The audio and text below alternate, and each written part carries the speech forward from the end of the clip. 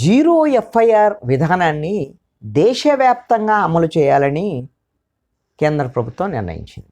ఈ మేరకు పార్లమెంట్లో కూడా నిన్న చర్చించి దాని మీద నిర్ణయం తీసుకోవటం అనేటువంటిది జరిగింది.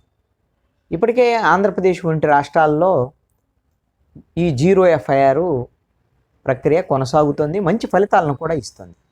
ఇప్పుడు జీరో ఎఫ్ఐఆర్ దేశవ్యాప్తంగా అమలు చేయాలనేటువంటిది ఒక ప్రణాళిక. ఈ జీరో ఎఫ్ఐఆర్ ఏమిటి అనేటువంటి దాని మీద క్లుప్తంగా ఏమిటి అని అంటే, ఒక ఘటన జరిగినప్పుడు వాళ్ళు అందుబాటులో ఉన్నటువంటి పోలీస్ స్టేషన్కి వెళ్ళి ఆ ఘటన జరిగినటువంటి ప్రాంతం ఆ పోలీస్ స్టేషన్ పరిధిలోదా కాదా అనేటువంటి విషయంతో సంబంధం లేకుండా ఎక్కడైనా వెళ్ళి పోలీస్ స్టేషన్లో కంప్లైంట్ చేయొచ్చు. దాన్ని జీరో ఎఫ్ఐఆర్ ఆ పరిధిలో ఆ పోలీస్ స్టేషన్ పరిధిలోకి ఆ ఘటన జరిగినటువంటి అంశం రానప్పుడు పోలీసులు కేసును నిరాకరించరు, తీసుకోవడానికి కేసు తీసుకుంటారు, జీరో ఎఫ్ఐఆర్ కడతారు. ఆ తర్వాత ఆ సంబంధిత పోలీస్ స్టేషన్కి వాళ్ళే పంపిస్తారు.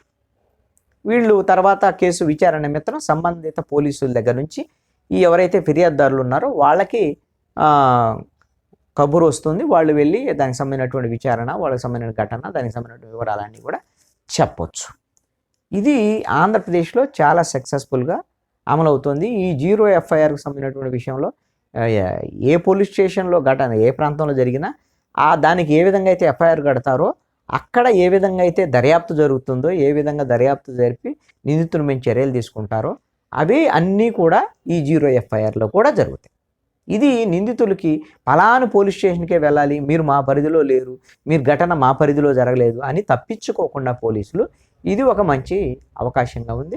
ఆంధ్రప్రదేశ్లో అయితే విజయవాడ పోలీస్ కమిషనరేట్ పరిధి మొబైల్ ఎఫ్ఐఆర్లు కూడా, అంటే ఎక్కడైతే బాధితులు ఉంటే సపోజ్ మహిళలో లేదు వృద్ధులో వాళ్ళు గిన ఆన్లైన్లో వాళ్ళు మొబైల్ ఎఫ్ఐఆర్ ఇచ్చేస్తే నేరుగా పోలీసులే అక్కడికి వెళ్ళి వాళ్ళతో కలిసి ఆ వివరాలన్నీ తీసుకొని కేసు ఎఫ్ఐఆర్ కట్టి ఆ తర్వాత విచారణ జరిపేదానికి అవకాశం ఉంది. ఇప్పుడు ఇది దేశవ్యాప్తంగా ఈ జీరో ఎఫ్ఐఆర్ అమలు అవ్వాల్సిన పరిస్థితులు వస్తాయి. ఇది ఒక మంచి పరిణామం. ఇది నిర్భయ కేసు తర్వాత ఈ చట్టపరమైనటువంటి అనేక మార్పుల్లో భాగంగా ఈ జీరో ఎఫ్ఐఆర్ వచ్చింది.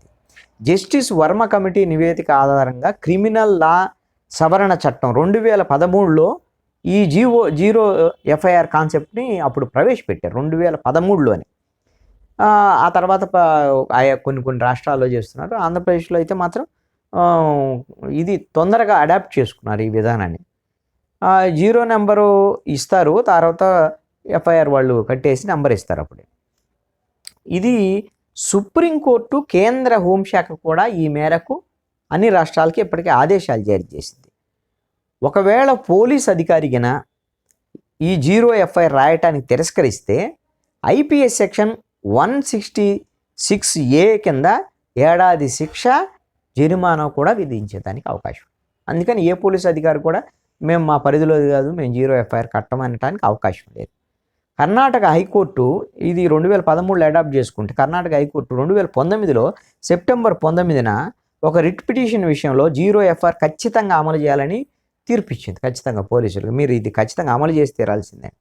దానికన్నా ముందు 2013 నవంబరు సుప్రీంకోర్టు లలిత కుమార్ వర్సెస్ ఉత్తరప్రదేశ్ ప్రభుత్వం కేసులో మార్గదర్శకాలు ఇచ్చింది. పోలీస్ శిక్షణలో కూడా ఈ జీరో ఎఫ్ఐఆర్కి సంబంధించినటువంటి అంశాన్ని బోధించాలి, పోలీసులకి శిక్షణ నుంచే వాళ్ళకి అలవాటు చేయాలి అన్నట్టు. అదేవిధంగా కేంద్ర హోంశాఖ కూడా అన్ని రాష్ట్రాలకి ఈ మేరకు ఆదేశాలు కూడా స్పష్టమైనటువంటి ఆదేశాలు జారీ చేసింది. మన కేసులు కొన్ని అంశాలు కానీ ఈ సీరియస్ సెన్సేషనల్ కేసెస్ విషయంలో ఈ జీరో ఎఫ్ఐఆర్ విషయంలో కానీ మనం ఒకసారి ఉదాహరణ గమనిస్తే ఆశారాం బాపు కేసులో ఘటన రాజస్థాన్ రాష్ట్రంలోని బోధ్పూర్లో జరిగితే కేసు ఢిల్లీలోని కమలా మార్కెట్ పోలీస్ స్టేషన్లో నమోదు. తర్వాత దాన్ని రాజస్థాన్కి మార్చినట్టు.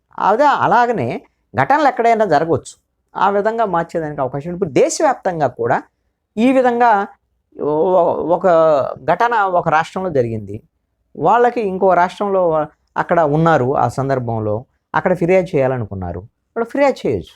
అక్కడ జీరో ఎఫ్ఐఆర్ తీసుకొని అది ఎక్కడ ఘటన జరిగింది, అది ఏ ప్రాంతం, ఏ రాష్ట్రము, ఆ రాష్ట్రానికి సంబంధించినటువంటి పోలీసులు వాళ్ళు పంపిస్తారు. ఇక్కడకు ఈ పోలీసులు దగ్గరకు వచ్చిన తర్వాత దానికి ఒక నెంబర్ ఇచ్చేసి అప్పుడు ఆ విచారణకి వాళ్ళు నిందితులను పిలుస్తారు. అదేవిధంగా బాధితులను కూడా సమాచార నిమిత్తం వాళ్ళని కూడా పిలిచేదానికి అవకాశం ఉంటుంది. ఈ విధంగా 0FIRకు సంబంధించినటువంటి ప్రక్రియ దేశవ్యాప్తంగా ప్రారంభం కావటం అనేటువంటిది ఒక రకంగా చాలా ఉపయోగకరమైనటువంటి అంశంగా చెప్తారు.